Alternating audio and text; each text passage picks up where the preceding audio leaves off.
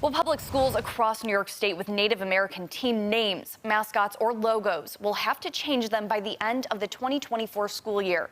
News 4's Tara Lynch learned more about this new regulation tonight. Tara? Marley, the state education department says schools with indigenous names, mascots, or logos are in direct violation of the Dignity for All Students Act. And if districts don't follow the rule, they could risk some major consequences.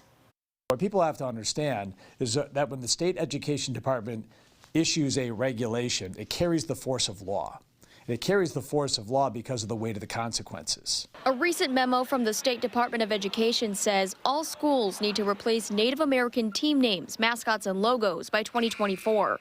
The state says districts who don't make these changes will be in violation of the Dignity Act, and penalties include removing school officers, including the superintendent, and withholding state aid. The school district would be unable to provide the basic services that it provides. You know, 1/3 to 1/2 of every school budget in Western New York is funded directly through state aid.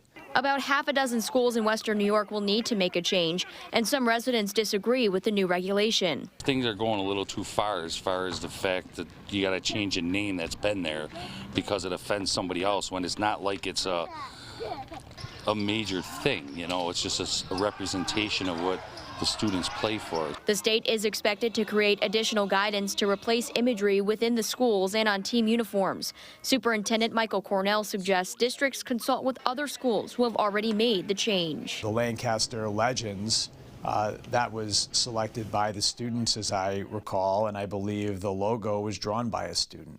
So oftentimes when you put your students in charge of that process with the guidance of the adults, the outcome is often excellent. There is a provision in the state's guidance that allows schools to get name, mascot, and logo approval from Native nations. The Salamanca Warriors issued this statement tonight. They say they plan to meet with Seneca Nation leaders to seek approval for the use of their name, the Warriors, and the Seneca male logo. For now in studio, Tara Lynch, News 4.